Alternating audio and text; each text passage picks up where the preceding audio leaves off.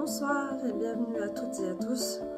Nous revoici au jour J à cette pleine lune du 13 janvier qui est sous le signe du cancer, dite pleine lune du loup.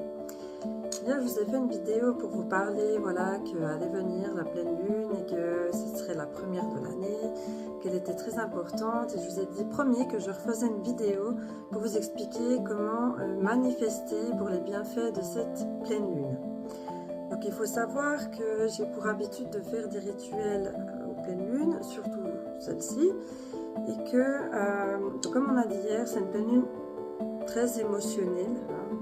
Elle sera très émotive, c'est une pleine lune de renouveau, de commencement, et puis c'est une lune aussi qui est basée sur la famille et le foyer, enfin les relationnels, si je peux dire.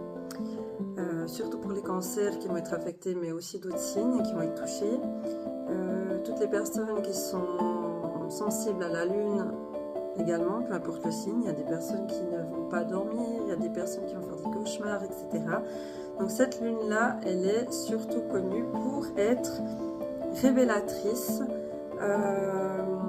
Comment dire, on va plutôt tout d'un coup avoir des rêves avec des peurs, avoir notre lien familial, des relations qu'on voit partir ou revenir, et surtout des intuitions. Donc écoutez-vous. Si vous êtes quelqu'un qui rêve et qui se souvient, qui a la chance de se souvenir de ses rêves, même si c'est des cauchemars, c'est important pour vous, car cette lune va vous montrer certaines choses qu'il faut prendre en conscience et travailler dessus. C'est important. Aussi pour se libérer. Donc, pour commencer le rituel, vous pouvez prendre, donc il y a certaines couleurs de bougies pour ceux qui veulent aller plus loin. Si vous n'avez pas de couleur de bougie, vous prenez une bougie. L'intention que vous mettez dessus est importante. Et je tiens à spécifier que c'est important de ne pas faire le rituel parce qu'il faut faire le rituel aujourd'hui. Il faut vraiment le faire avec votre intention parce que c'est ça qui compte surtout. Et si c'est pas aujourd'hui, eh ben les effets de la lune, ça sera encore demain, c'est pas grave. Que ça soit hier, aujourd'hui ou demain, c'est sûr que le plus fort c'est aujourd'hui, mais les effets de la lune continuent demain. Donc je vous incite à vraiment faire avec votre pleine conscience, votre cœur, et en réalisant vraiment le schéma, pas dans le stress, de prendre quelques minutes pour vous poser, prendre votre respiration, être pleinement là avant de commencer ce rituel. Donc c'est simple, vous prenez une bougie, une feuille de papier, un crayon, non il n'y a pas de couleur, voilà, moi j'aime bien prendre du neutre, bleu ou noir, mais pas, je ne vais pas forcément prendre de couleur pour mon encre. Après allez-y, si vous aimez le rouge et puis que vous voulez prendre du rouge, il faut vraiment y aller d'après vous, ce que vous ressentez. Il faut vraiment pas vous fier à la lettre, à ce que je vous explique, mais vraiment après vous pouvez adapter avec vos ressentis.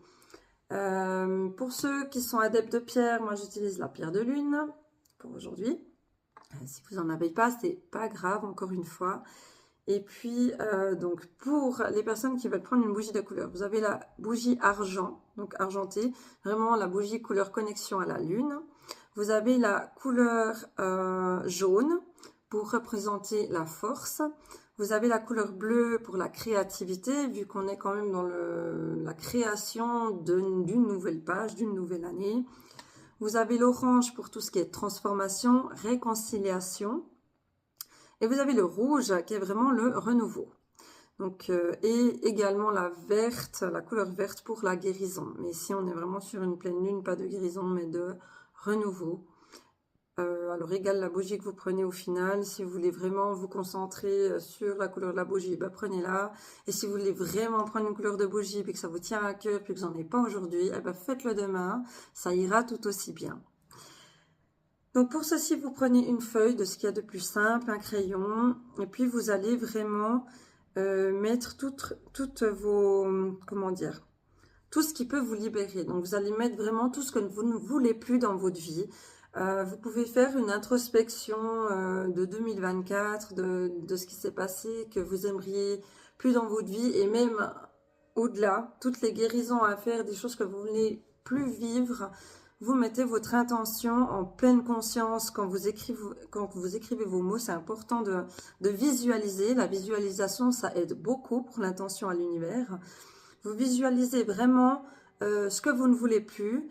et puis vous l'écrivez. Et on appelle ça de l'écriture aussi intuitive, où on va vraiment se laisser aller sur le papier. Il y en a, ils vont écrire tout un roman, d'autres, ils vont dessiner. J'ai certaines clientes qui me font des dessins et qui me les montrent, et c'est en fonction de leurs rêves, leurs cauchemars, leur ressenti, leur besoin de coucher ça sur le papier pour se libérer. Le fait d'écrire et de mettre ça sur papier, ça va aussi sortir de soi et quelque part enlever un poids. Donc faites-le vraiment en pleine conscience.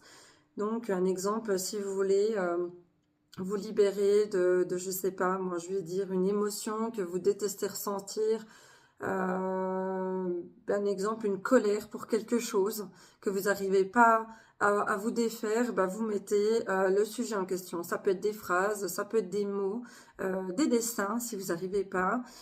Et puis, je sais qu'il y a des personnes qui sont plus visuelles que auditives. Alors, vous pouvez aussi, si vous êtes plus à l'aise à l'expression, eh ben, vous pouvez dire ouvertement à la lune, si vous la voyez, ce que vous avez besoin de libérer.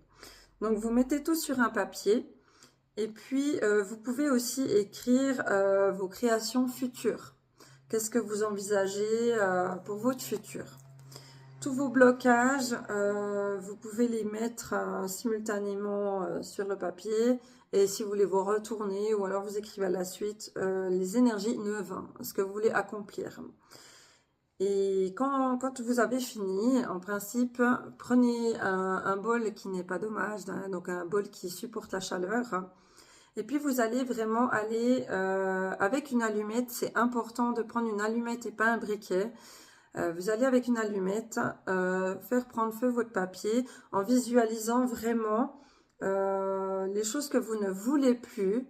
Et avec la fumée, vous voyez symboliquement aussi, hein, pour l'esprit c'est important, voir que tout part avec la fumée et tout vient dans les cendres. Et ce que j'aime bien faire, c'est je redonne à la nature les cendres. Vous allez choisir, ça peut être si vous avez un jardin, dans votre jardin. Si vous avez un arbre, moi j'aime bien mettre au pied de mon arbre, mais vous pouvez choisir n'importe quel arbre. Même aller vous promener, à cette heure-là dans la forêt, voilà, il fait un peu nuit, mais libre à vous. Mais vous pouvez le rendre à la nature. Vraiment, vous déversez vos cendres. Et puis, la nature reprendra à qui de droit et en fera, voilà, selon vos demandes. Donc, c'est important de faire cette étape-là parce que c'est une manière aussi de se dire, ben voilà, je fais un plan d'action, donc je mets en action vraiment ce que je ne veux plus. Et c'est pas seulement le dire, ni le penser intérieurement. Là, on l'a couché sur papier, on l'a brûlé, donc symboliquement aussi la conscience, l'âme et l'univers voient que c'est quelque chose que vous voulez plus et que vous rendez à la nature pour que l'univers fasse son travail pour vous aider.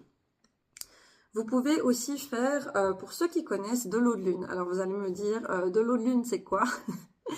C'est de l'eau qu'on met chargée à la lune toute la nuit. Il y a des personnes qui le lendemain boivent l'eau de lune. Alors il y a beaucoup de polémiques qui disent oui mais bon, s'il y a des bestioles dedans, s'il y a des bactéries, vous filtrez l'eau. J'entends hein, quand il vous pleut dessus, on est d'accord qu'on ne va pas, mon Dieu, faire une allergie à l'eau de pluie.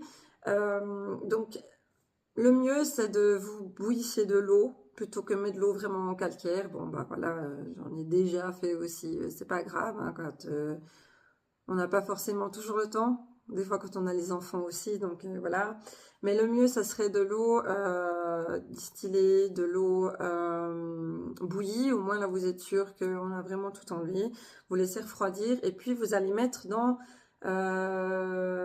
une bouteille en verre ou alors vraiment un verre en verre, mais le mieux c'est en verre franchement.